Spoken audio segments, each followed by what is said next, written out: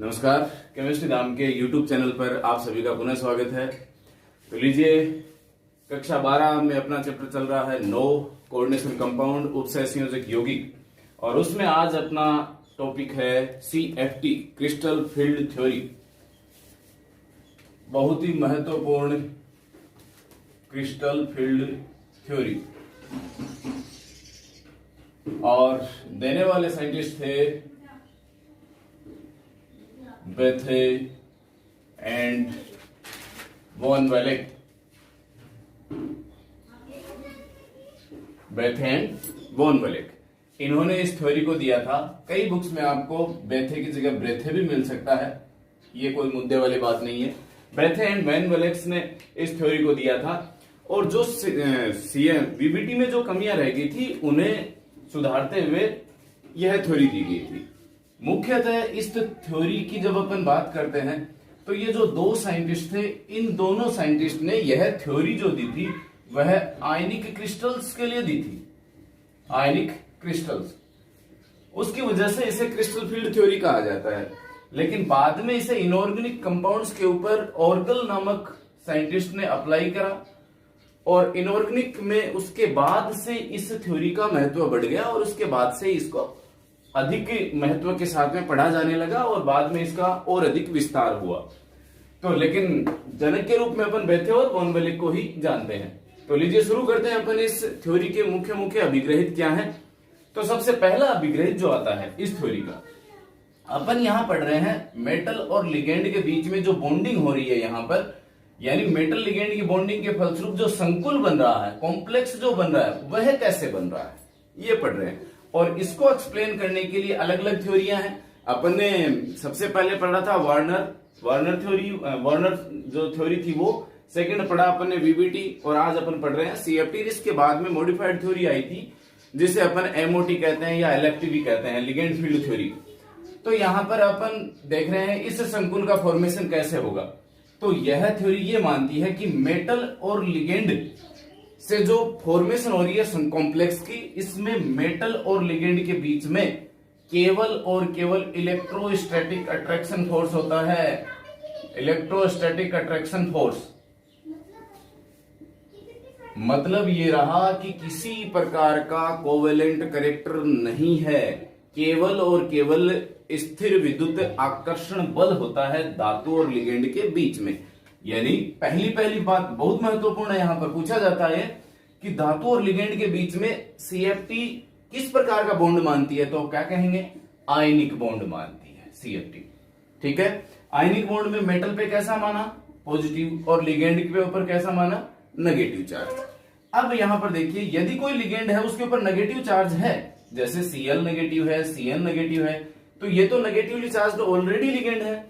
इन लिगेंडों को फिर CFT point charge कहती है, पॉइंट चार्ज या बिंदु आवेश। बिंदु आवेश लिगेंडों को क्या कहा CFT में, पॉइंट चार्ज या बिंदु आवेश। लेकिन कुछ लिगेंड ऐसे जो कि न्यूट्रल होते हैं, उदासीन होते हैं, उन लिगेंडों को CFT डाइपोल के रूप में मानती है कि भाई नेगेटिव चार्ज इनमें भी उत्पन्न होता है द्विध्रुव बनने से। भाई ऑक्सीजन मोर इलेक्ट्रोनेगेटिव है, partially negative, hydrogen partially positive, hydrogen partially positive, फलस्वरूप यहां पर डाइपोल उत्पन्न हो गया, और इन्हें कहेंगे फिर अपन डाइपोल लिगेंड या द्विध्रुवीय लिगेंड। तो पहला पॉइंट ये रहा कि CFT के अकॉर्डिंग धातु और लिगेंड के बीच में केवल स्थिर विद्युत आकर्षण बल होता है, जिसे अपन आयनिक बंध कह रहे हैं। दूसरी चीज यह है, धातु के कक्षक और लिगेंड के कक्षक किसी भी शर्त पर एक दूसरे से ओवरलैप नहीं होते हैं, कभी भी एक दूसरे की ओवरलैपिंग नहीं होगी, यानी अतिव्यापन नहीं होगा। तीसरी चीज, लिगेंड क्या माने जाते हैं, नेगेटिवली चार्ज्ड माने जाते हैं, ऋणात्मक आवेशित माने जाते हैं, जिन्हें बिंदु आवेश के नाम से जाना जाता है। यदि कोई लिगेंड उदासीन है तो उसे द्विध्रुवीय या डाइपोल लिगेंड के नाम से जाना जाता है। ये तो रही अपनी लिगेंड की बात। अब अपन बात करते हैं, इसको आगे बढ़ाते हैं। और अब यहां एक चीज आती है कि भाई CFT में जो धातु और लिगेंड के बीच में अट्रैक्शन फोर्स हो रहा है, इस अट्रैक्शन फोर्स के फलस्वरूप अपना धातु जो है, इस धातु में d ऑर्बिटल होते हैं। इसका मतलब CFT पूरी की पूरी किस पर डिपेंड कर रही है? डी कक्षकों के ऊपर डिपेंड कर रही है। किसी कक्षक की चर्चा नहीं करनी है अपने को, केवल और केवल डी ऑर्बिटल्स की। कहां? जो मेटल के अंदर मौजूद हैं, केवल उन डी कक्षकों की चर्चा CFT करती है। यानी अन्य किसी, देखिए यहां पर जब अपन लिमिटेशंस पढ़ेंगे CFT की, उसमें आएगा ये सारी चीजें आएंगी। CFT किसको कंसिडर कर रही है? केवल डी ऑर्बिटल्स को कर रही है, एस और पी को बोल रही है। तो यहां पर CFT ने किसके बारे में बता रहा है? केवल डी ऑर्बिटल्स के बारे में CFT बता रही है। CFT में होता है कि अब डी ऑर्बिटल्स की चर्चा कर लेते हैं अपन। डी कक्षक जो होते हैं धातु में, जो डी कक्षक, क्योंकि CFT का पूरा सिस्टम धातु के डी कक्षकों पर चलना है। पूरी की पूरी CFT D orbitals of metals पे चलेगी। इस वजह से अपने को डी ऑर्बिटल्स को पढ़ना जरूरी है। तो डी ऑर्बिटल्स क्या है? डी ऑर्बिटल्स संख्या में 5 होते हैं, जिन्हें अपन D x Y, D Y Z, D x Z, D x square Y square और डी जेड स्क्वायर, ये 5 डी कक्षक होते हैं। D x square, D x Y, D Y Z, D x Z, D x square Y square और D Z square, ये 5 D कक्षक होते हैं। इन 5 डी कक्षकों को 2 वर्गों में विभाजित किया गया है। 5 डी कक्षकों को 2 ग्रुप में डिवाइड किया गया है। 3 तो ये d x Y, D Y z और डी एक्स जेड, ये 3 एक ग्रुप में है, और बाकी की ये 3 d x square Y square 2 और डी जेड स्क्वायर, ये दूसरे ग्रुप में है। इन्हें ग्रुप में अलग अलग बांटने का आधार है कि डी कक्षक की जो पालियां होती हैं, डबल डोमिनेट होता है डी कक्षक। ये देखिए डी कक्षक की पालियां इस प्रकार की होती हैं, positive positive, negative negative, sign कर दिया मैंने। यह होता है डी कक्षक, डबली डम्बलेट, डबल डम्बलेट होता है। तो यदि अक्ष, अपन जब निर्देशांक देखते हैं, यहां पर अक्ष है, वाई है और जेड है, इसको लिया, तो इन निर्देशांकों के ऊपर इन पालियों की व्यवस्था के आधार पर इन्हें 2 वर्गों में बांटा गया। यदि ये पालियां अक्षों के बीच में हैं, अक्षों के ऊपर नहीं है, अक्षों के बीच में है, तो ये आती हैं इस ग्रुप में, d x Y, D Y z और डी एक्स जेड। यानी डी एक्स वाई में पाली कहां होगी? अक्ष और वाई एक्स के बीच में होगी। डी वाई जेड में कहां होगी पाली? वाई और जेड के बीच में। डी एक्स जेड में अक्ष और जेड के बीच में होगी। जैसे अपन इसी की बात करें, यहां पर एक डायग्राम बनाता हूं मैं, ये लीजिए, ये अक्ष है, ये वाई और ये जेड है। जेड को मैंने यूं मान रहा हूं कि भाई सामने आ रहा है, बाहर निकल रहा है, तो इसकी पाली मैं बना रहा हूं। जेड को पाली, जेड यूं ही है, बाहर की तरफ आ रहा है, तो ये पाली कहां पर है? अक्ष और वाई अक्षों के बीच में है। तो ये कौन सा ऑर्बिटल हो गया? डी अक्ष वाई ऑर्बिटल हो गया। ठीक है, इसी प्रकार से वाई जेड की पाली वाई और अक्ष जेड अक्षों के बीच में रहेगी, अक्ष जेड की पाली अक्ष और जेड अक्षों के बीच में रहेगी। यानी ध्यान रहे, इन तीनों की पालियां अक्षों के बीच में होती है और इन्हें कहा जाता है T2G कक्षक। जी यहां जी रेड है, कुछ संकुलों में नहीं लगेंगे, जब अपन आगे चलेंगे तब उससे कॉम्प्लेक्स को पढ़ेंगे, उसके अकॉर्डिंग भाई जब अपन चतुष्फलकीय पढ़ने लग जाएंगे उसमें जी नहीं आएगा। जी रेड यानी सममिति से डिपेंड है भाई। ये जैसे ये है, पॉजिटिव से शुरू होकर के पॉजिटिव को काट रहा है, नेगेटिव से शुरू होकर के नेगेटिव को काट रहा है, इसका मतलब ये जी रेड है। और T2 का मतलब क्या हुआ? ट्रिपली। T2 का मतलब है ट्रिपली, इसका मतलब 3 हो गए, और जी रेड का मतलब समान, सममिति है इनमें। ठीक है, तो इन्हें कहा जाता है ट्रिपली डीजेनरेट, ट्रिपली डीजेनरेट। ये 3 कक्षक हो गए। ये 2 कक्षक जो हैं, इनकी पालियां अक्षों के बीच में होती है, बहुत विशेष हैं और अलग प्रकार के हैं। अपन ने पढ़ा है कि भाई अक्ष डी की पालियां कहां है? अक्षों के बीच में हैं। ये लीजिए, ये अक्ष हो गया, ये वाई हो गया, ये जेड हो गया। जेड को मैं यूं ही मान रहा हूं कि भाई ये लंबवत है, ये वाई हो गया और ये अक्ष, ये। अब d x square Y square की पालियां कहां होंगी? अक्षों के ठीक ऊपर होंगी, बिल्कुल अक्षों के ठीक ऊपर। ये प्लस प्लस, ये माइनस माइनस, ध्यान दें। तो ये क्या है? अक्षों के ऊपर पालियां हैं इनकी। और डीजेड स्क्वायर कहां है? चलिए डीजेड स्क्वायर बनाते हैं। अक्ष वाई, वाई मैं यूं मान लेता हूं, ये भी वाई और ये जेड। तो एक पाली तो होती है जेड अक्ष के ऊपर, और दूसरी पाली क्या है? वलित होकर के अक्ष वाई तल में आ जाती है।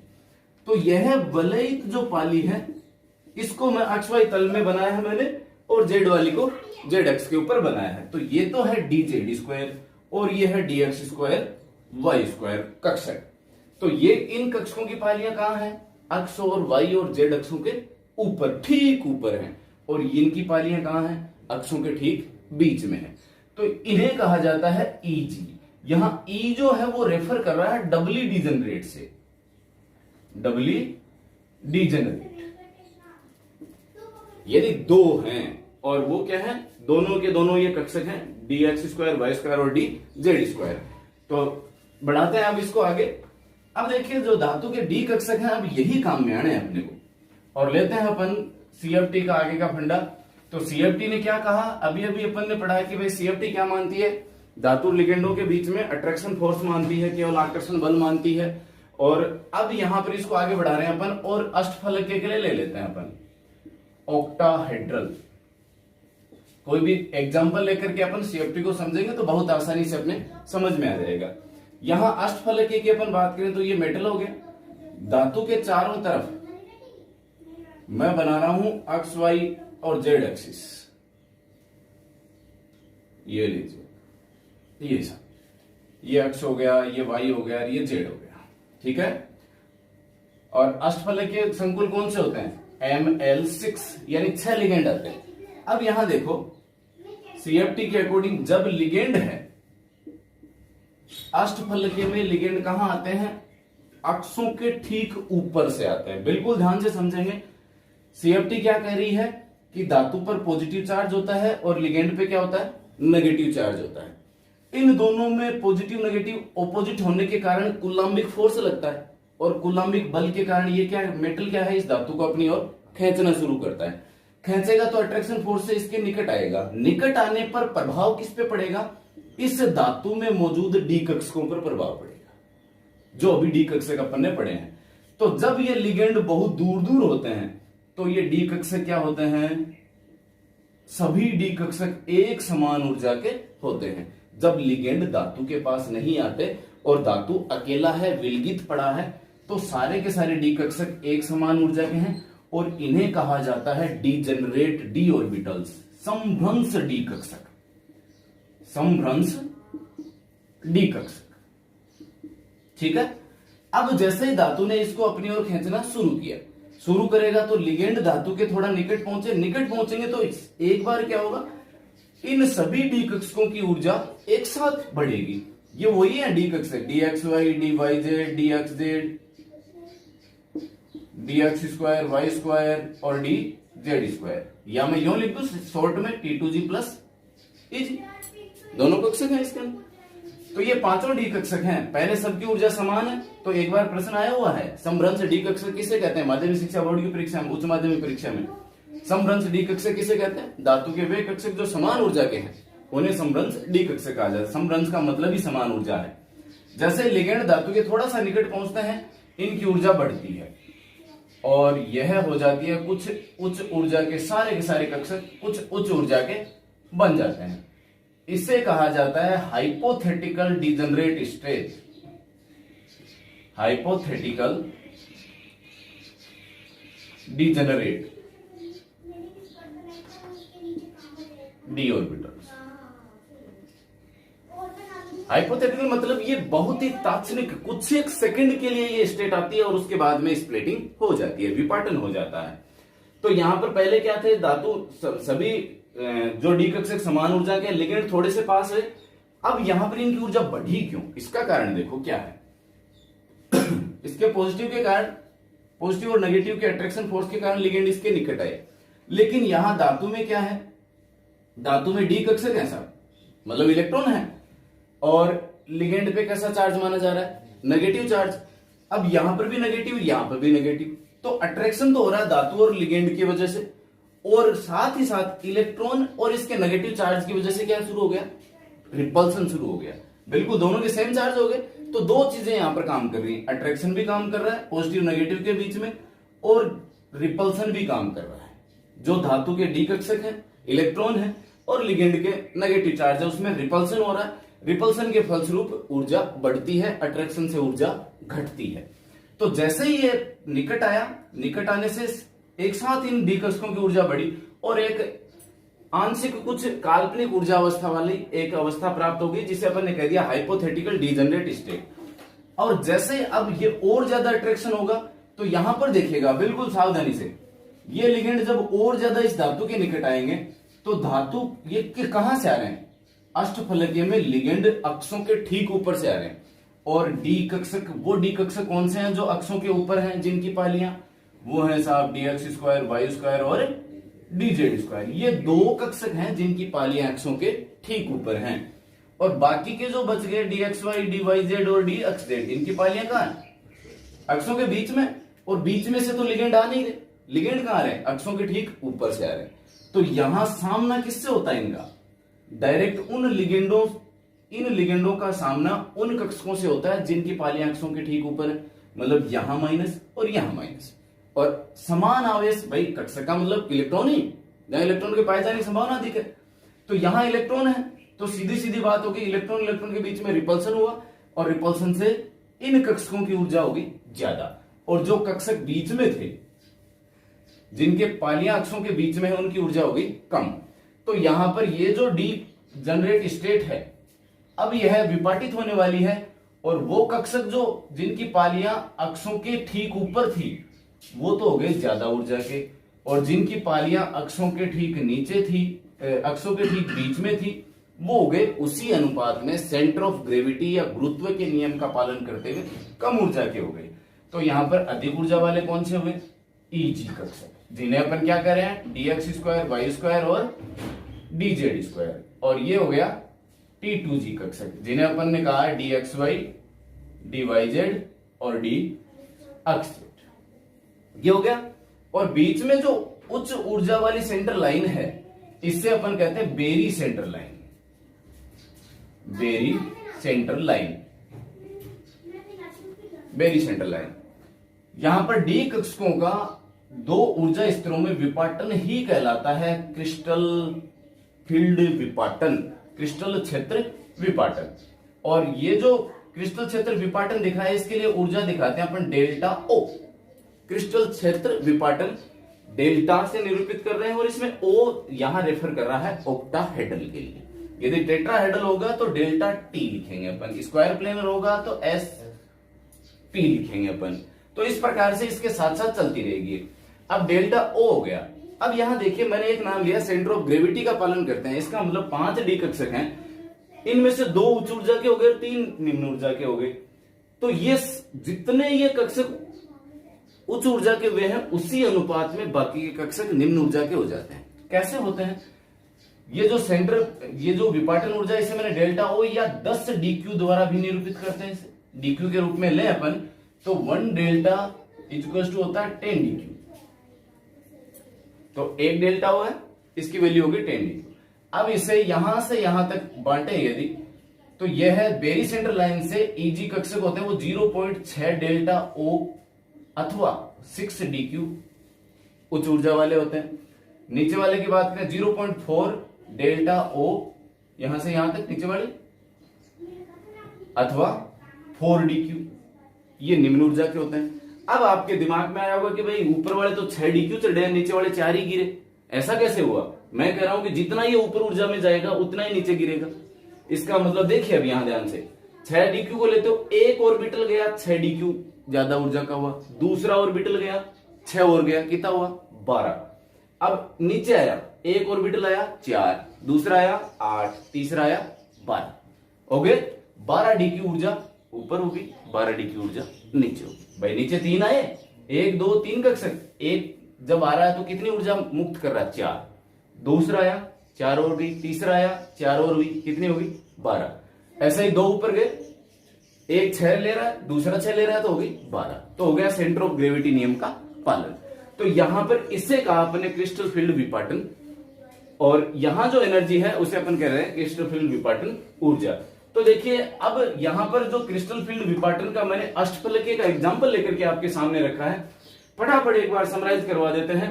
धातु और लिगेंडों के बीच में आयनिक बॉन्ड होता है, धातु में डी कक्षक होते हैं, सभी की ऊर्जा समान होती है, जिन्हें अपन समरंस डी कक्षक कहते हैं। लिगेंड को हमेशा पॉइंट चार्ज, नेगेटिवली चार्ज माना जाता है। जब लिगेंड धातु के निकट आता है तो धातु के डी कक्षक है, लिगेंडों से प्रतिकर्षित होते हैं, वो ही डी कक्षक सबसे ज्यादा प्रतिकर्षित होते हैं जो लिगेंडों के ठीक मार्ग में आते हैं। फलस्वरूप लिगेंडों के प्रतिकर्षण से धातु के डी कक्षक है 2 ऊर्जा स्तरों में विपाटित हो जाते हैं। इस धातु के डी कक्षकों का 2 ऊर्जा स्तरों में विपाटन ही कहलाता है क्रिस्टल फील्ड विपाटन। इसे क्रिस्टल फील्ड विपाटन इसलिए भी कहा जाता है कि लिगेंड है इसके चारों तरफ ऋणात्मक फील्ड उत्पन्न कर देता है और उस फील्ड की वजह से ये डी कक्षक बंट जाते हैं, टूट जाते हैं, विपाटित हो जाते हैं, इसलिए इसे क्रिस्टल फील्ड विपाटन भी इस वजह से भी कहा जाता है। तो ये तो रही आउटलाइन डायग्राम कि भाई क्रिस्टल फील्ड थ्योरी होती क्या है। अब अपन बात करते हैं कि ये ऑक्टाहेड्रल के लिए, तो ऑक्टाहेड्रल का मैंने एग्जांपल दिया, ये डी कक्षक ये सबसे पहले जब आंशिक थोड़े से निकट होते हैं तो कुछ आंशिक ऊर्जा बढ़ गई और बाद में जो इनके मार्ग में आते हैं उनकी ऊर्जा ज्यादा हो जाएगी, जो इनके मार्ग में कम आए, मार्ग में नहीं आते, सेंटर ऑफ ग्रेविटी नियम का पालन करते हुए उनकी ऊर्जा कम हो जाएगी। अब इसको ऑक्टाहेड्रल को आगे बढ़ाते हैं अपन अष्टफलकीय को और साथ ही साथ इसमें इलेक्ट्रॉनिक विन्यास भी देख लेते हैं।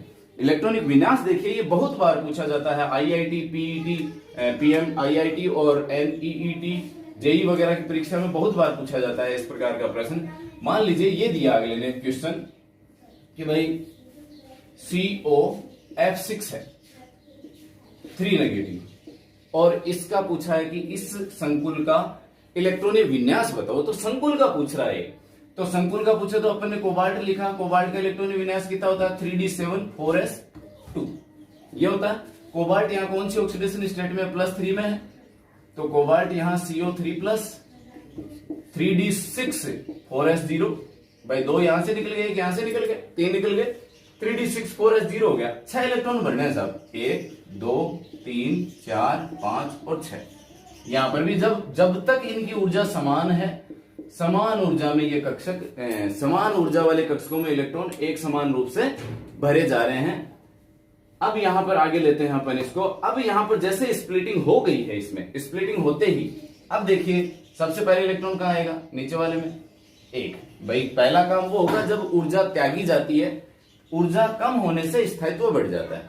जैसे 1 इलेक्ट्रॉन आया, कितनी ऊर्जा मुक्त करी इसने, 0.4 या 4d3 बाहर निकाली, यहां आ गया। दूसरा इलेक्ट्रॉन आया, तो 1 इलेक्ट्रॉन आया, फलस्वरूप ये हो गया। दूसरा इलेक्ट्रॉन आया, वो भी यहीं आएगा, और तीसरा इलेक्ट्रॉन आया, वो भी यहीं आएगा। इसी प्रकार से रहा। अब चौथा इलेक्ट्रॉन कहां, या तो ऊपर भेजें या नीचे भेजें, प्रश्न उठता है अपने सामने।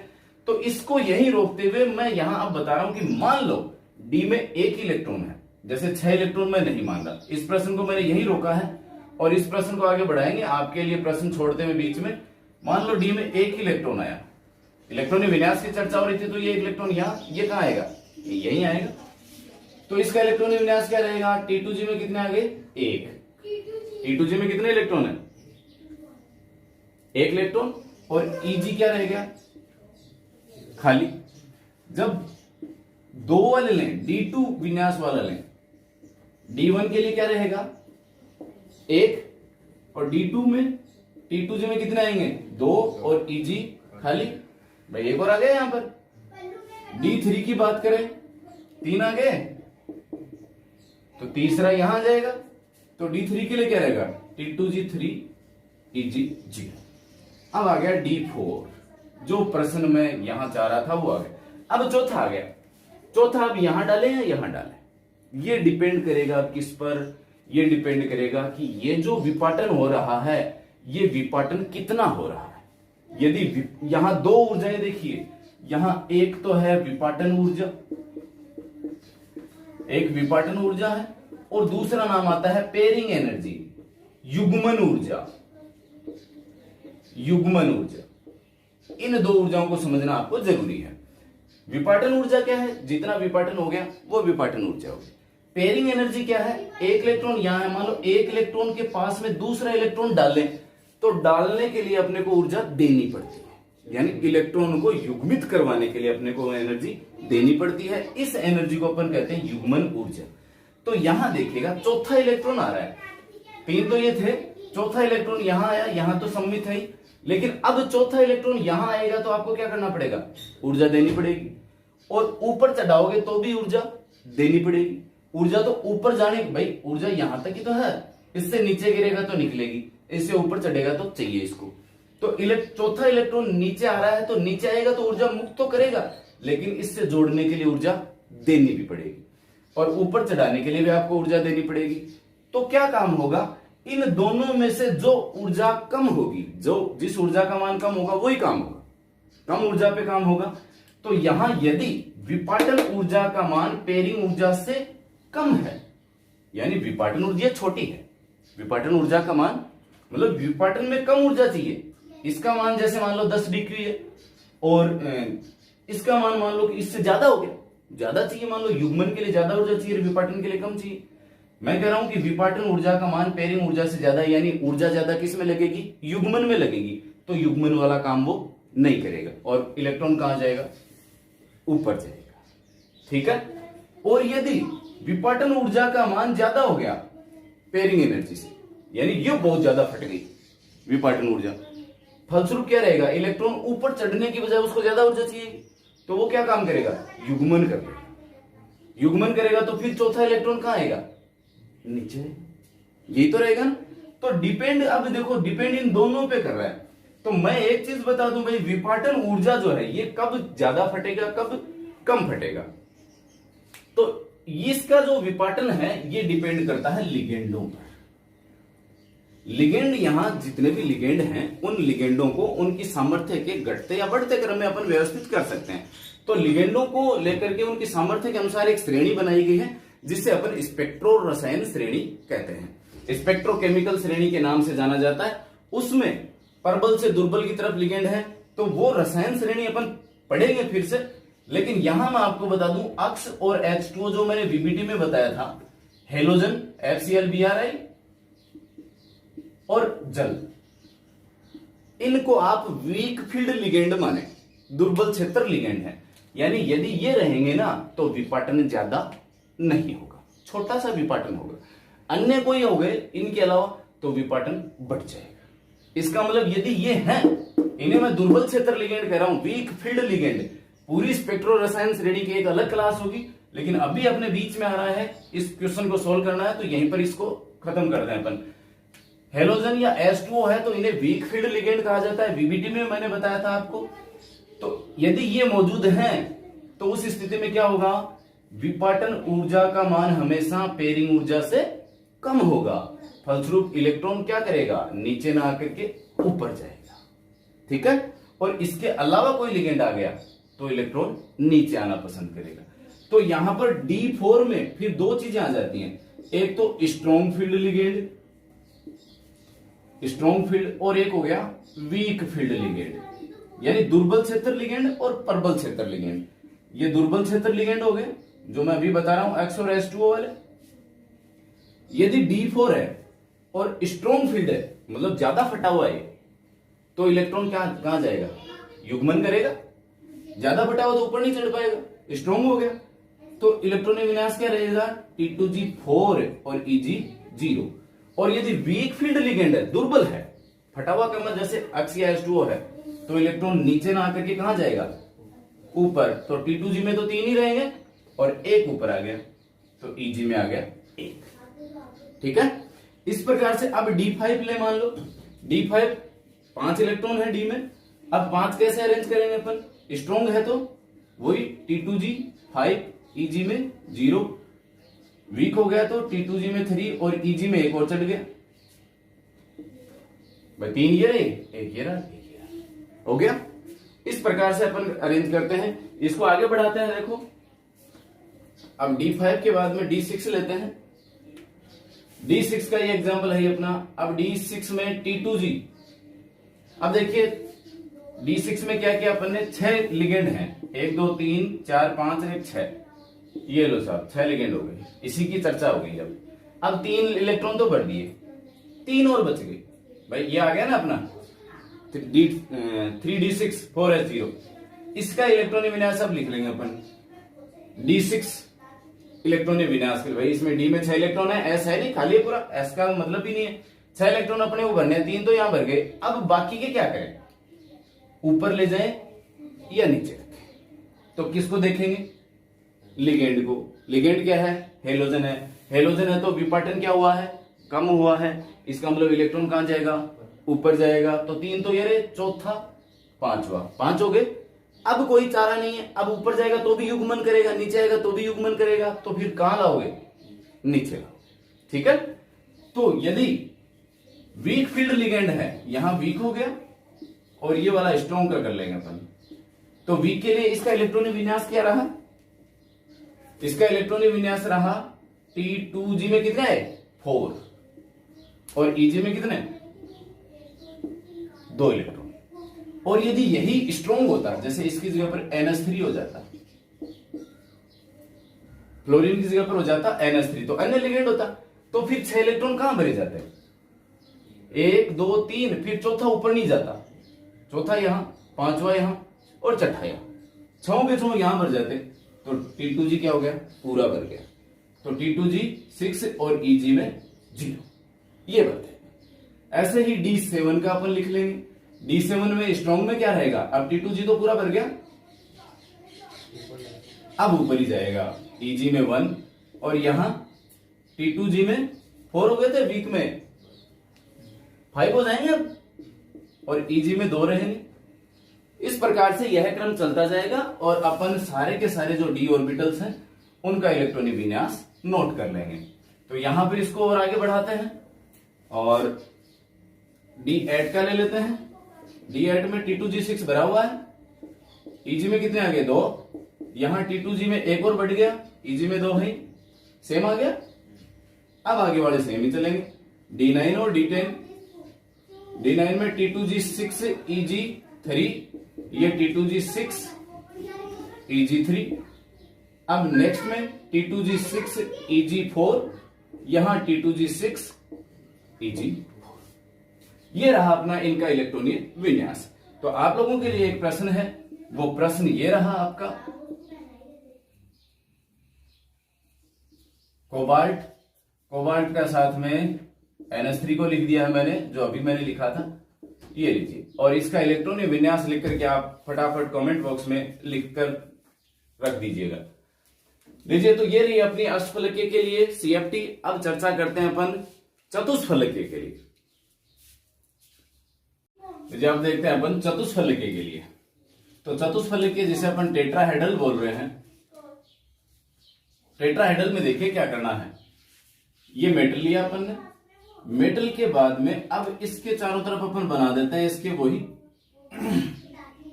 एक्स वाई और जेड एक्सिस। ये लो साहब, ये एक्स एक्सिस है, ये वाई एक्सिस है और ये जेड एक्सिस है। एक्सिस बना दिए।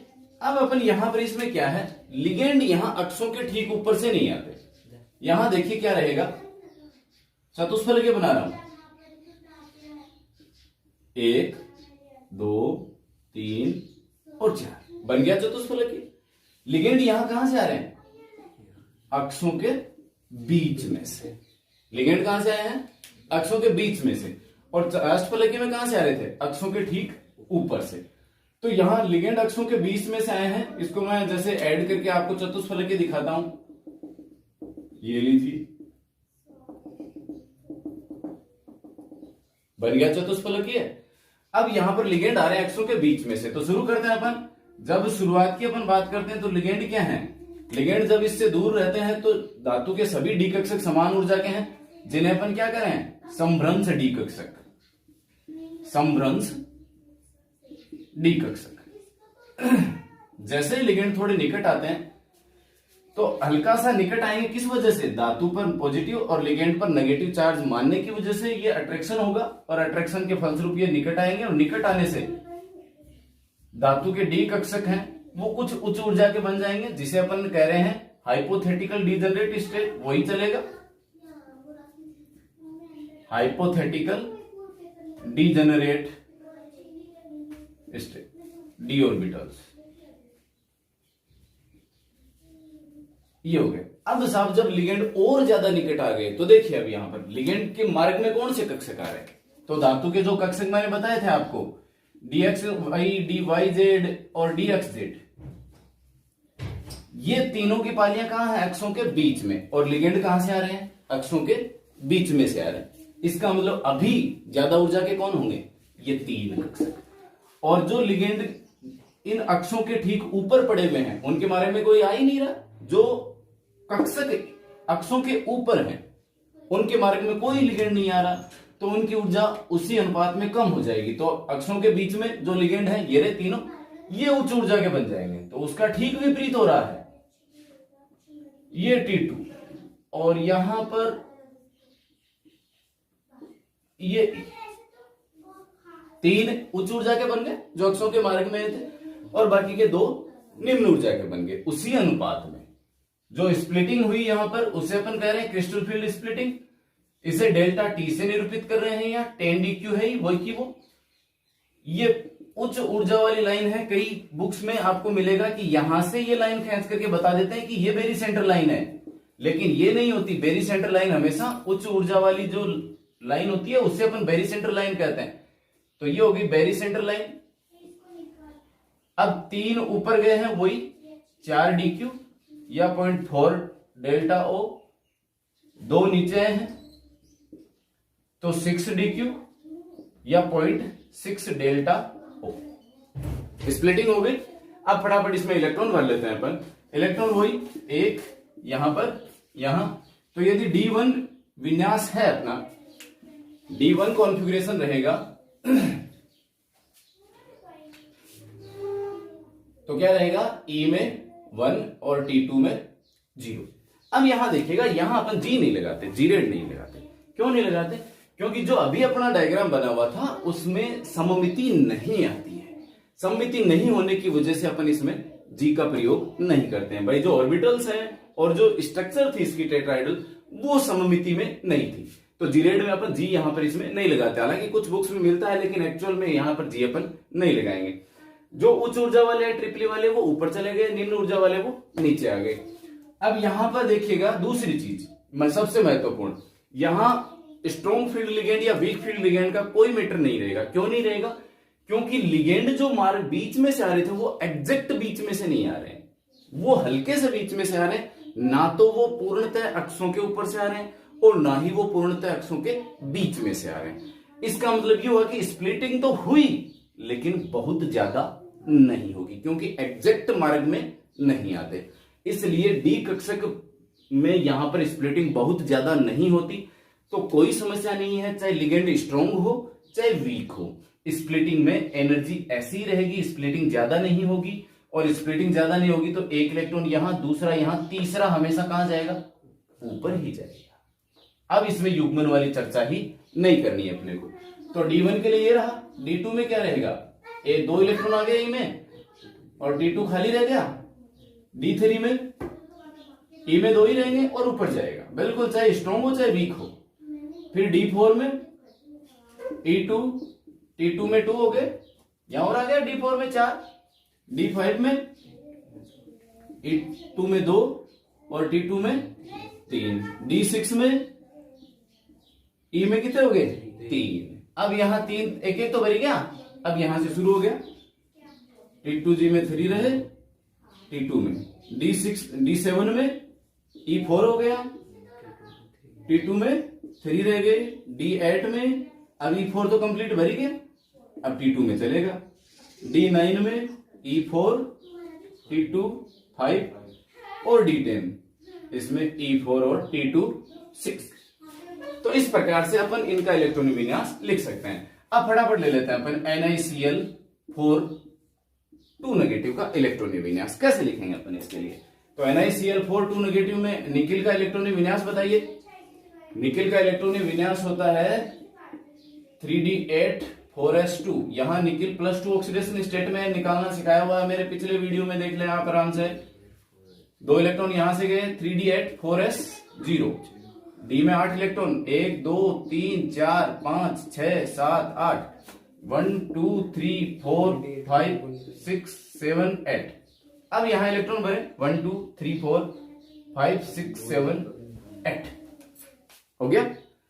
अब बोलिए निकिल के लिए इस संकुल का इलेक्ट्रॉनिक विन्यास क्या रहेगा। बिल्कुल पूछा जाता है, नीट वगैरह IIT में बहुत बार प्रश्न पूछे जाते हैं इससे संबंधित। तो इसका इलेक्ट्रॉनिक विन्यास हो गया, E में कितने आए 4 और T2 में कितने आए 4, 4 ही इसमें आ गए और 4 ही इसमें आ गए। तो इस प्रकार से अपन किसी भी संकुल का इलेक्ट्रॉन विन्यास आराम से लिख सकते हैं। तो ये तो रही अपनी अष्टफलकीय और चतुष्फलकीय के लिए क्रिस्टल फील्ड विपाटन। कल का अपना वीडियो रहेगा CFSE क्रिस्टल फील्ड विपाटन ऊर्जा, स्पेक्ट्रो रसायन, और इसी से संबंधित आने वाले जो IIT नीट में जो पिछले सालों से प्रश्न पूछे जा रहे हैं उन्हीं प्रश्नों पे फोकस रखते हुए कल की अपनी क्लास होगी। तब तक के लिए जय हिंद, जय भारत।